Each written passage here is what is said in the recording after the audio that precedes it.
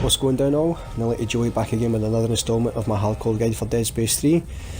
So this video begins with 3 sections that show off the reasons why I love the Javelin gun, why I think the Javelin gun is such a great weapon, and I've used it extensively in 1 and 2, 2 and 3.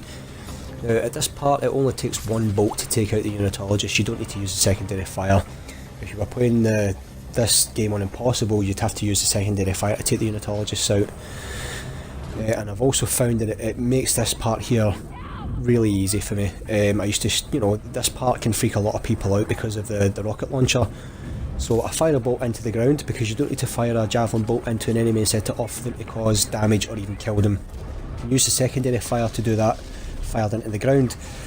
So the first bolt takes out the Unitologist with the rocket launcher.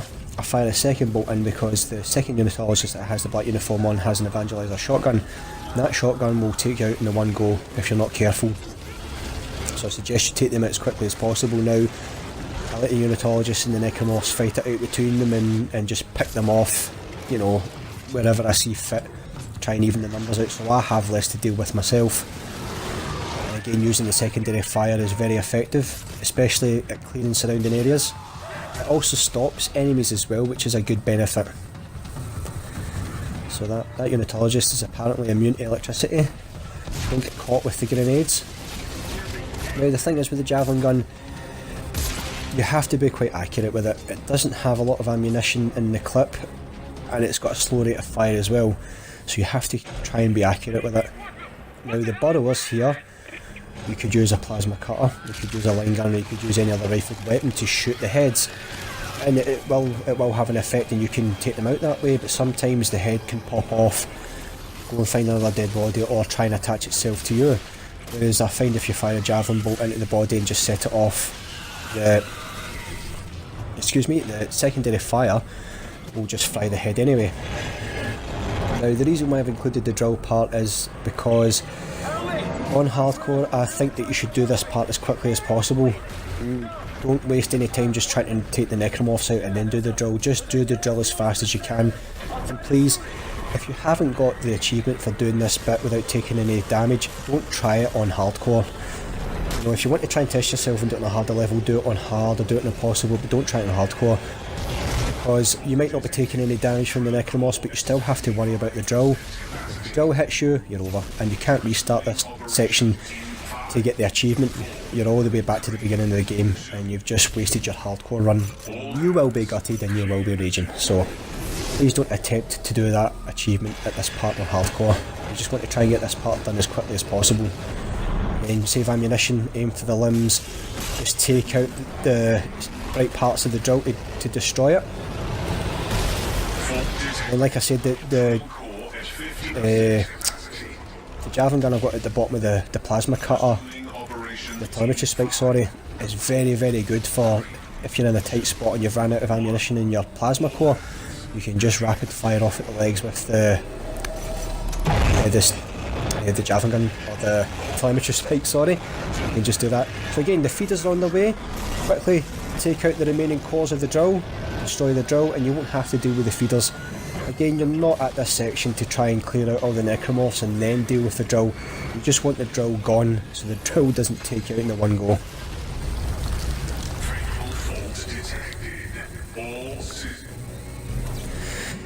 Now this section here I've included because it actually gives you a tip. Now, on one of my hardcore runs I discovered this, and it's simply because I didn't know you could head out of the broken door. When I put the power supply back in and turned that switch, and I thought it only switched the furnace on, so I climbed back up the ladder and across the gantry. But what you find is that none of the Necromorphs that come out when you go through the door appear. So you could just head along the gantry, down the ladder and head to the lift, and you won't get any hassle off any more Necromorphs. Which again is, it's a bit of a respite for you after having to deal with all the stuff to do with the drill and other things.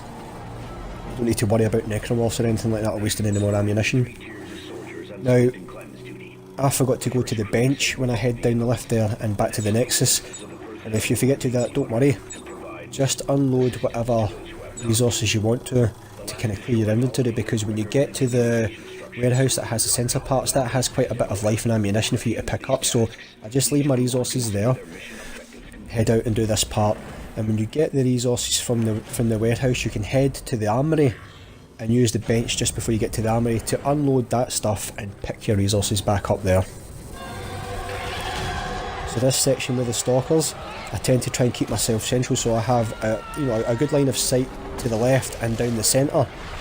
And you'll find that the stalkers usually funnel themselves to the right and down the centre, so you don't need to worry about them coming from all directions. And you definitely don't want to move about too much in stalker sections because they hide behind boxes. You don't know what boxes or what huts they're hiding behind, and they could come out of nowhere and take you out, and before you know it you've got one hitting you, then another one following up, and then you could easily lose your life. So try and keep yourself composed and steady and just an eye on wherever they're coming from. Use their limbs again. The limbs not only take off other limbs, but they knock them back because of the power of your kinesis. So it also gives you time if you need to reload your weapon, you can do that as well. Just aim for the legs of the limbs, take them off, and then just fire your weapon and take another limb off. So we're now at the second time you face the crustacean necromorph, and my tactic is basically the same as it is the first time you face off against this one. Except there's no rocky mound in the middle, it's just a load of boxes and crates. So use them as cover, run round them, save your ammunition and save your stasis. Your stasis is hard to come by. The transducers they're not as common as your scrap metal and other resources, so you want to try and use as little stasis as possible on them. So try and take out the tentacles as quickly as you can. Use the boxes and crates for cover. Can't ram through them. And just remember as well, the same thing will happen if you don't shoot the last tentacle off quick enough before he shuts his back over and runs towards you. All three of them will respawn again from outside from him. You'll have to do it over again, and in this instance, this time around when you face him, you have to do this section 3 times as opposed to the 2 times that you take out his glands, and you can find that it will take a bit longer.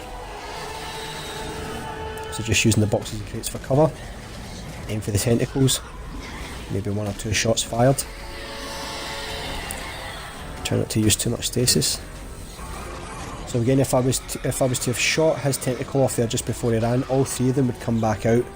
You don't want that.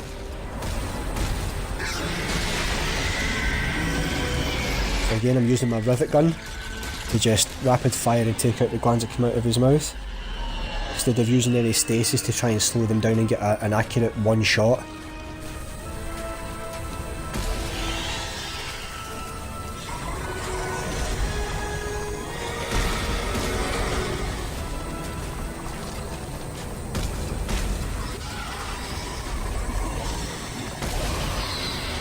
Actually, I thought I took out 2 tentacles there.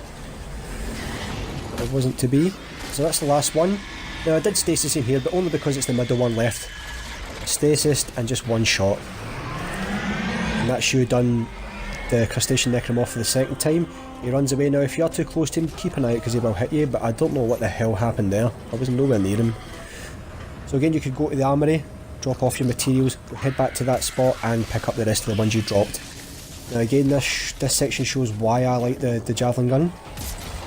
Now that unitologist there, the one that has the embedder inside it, the reason why I fired at him first is because he has an evangelizer shotgun and he can actually take you out from that range with that gun at maybe 4 shots. And especially if you're dealing with these other embedders and the pukers, they could be shooting you and you will not realise you're getting shot off him as well until it's too late, and he'll just kill you. Try not to get off the lift, because if you get off the lift, the puker here will come out and you not only have to deal with him but this puker. Just using the puke ball again. So once you think you're clear, head out. So remember, your javelin gun takes the embedders out with the bolt and the secondary fire. Now if ever there was a section to show you how good the javelin gun can be, it's this section. It's one of the main reasons why I use the javelin gun. So I fire a bolt into the ground and reload my weapon, because if you notice I only have maybe 3 bolts active there. I don't want that. So these are the black feeders now. Now you can take them out with your plasma cutter and headshots, or even better, limb shots, but this takes them out in one go. And it also has a secondary benefit as well. The feeders will drop all the resources.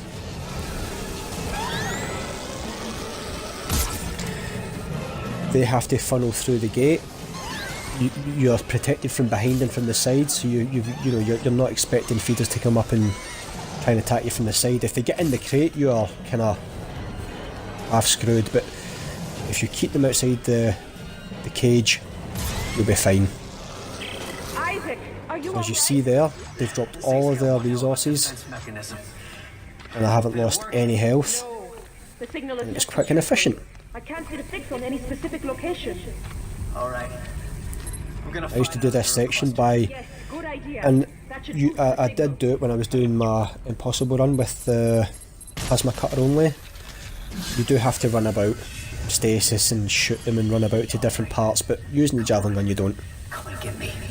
You just need to head to the cage and fire a bolt into the ground, and it's much easier, much safer and much quicker. And like I said, if you're running low on resources at this part, or up to this part, doing that can gain you extra resources, life and ammunition. One more.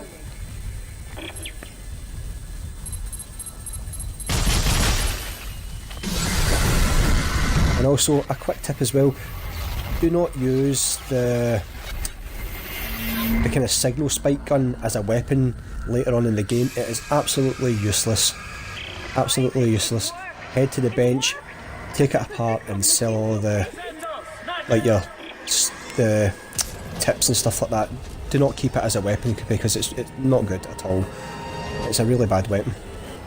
So again, just rinse and repeat what you did the first time. The black feeders will drop all the resources in front of the cage. And you can run out and pick them up when this part is done. You see there it's dropped 2 medium health packs, maybe 3. Very quick and efficient. So guys, this was the next instalment of my hardcore guide. I hope you enjoyed it, and I will see all of you in the next instalment. I hope it helps. Cheers. Please tell me you got what you needed. Yes, thank you. It will take me a moment to sift through the data. Fine. I'm gonna head back to the cage.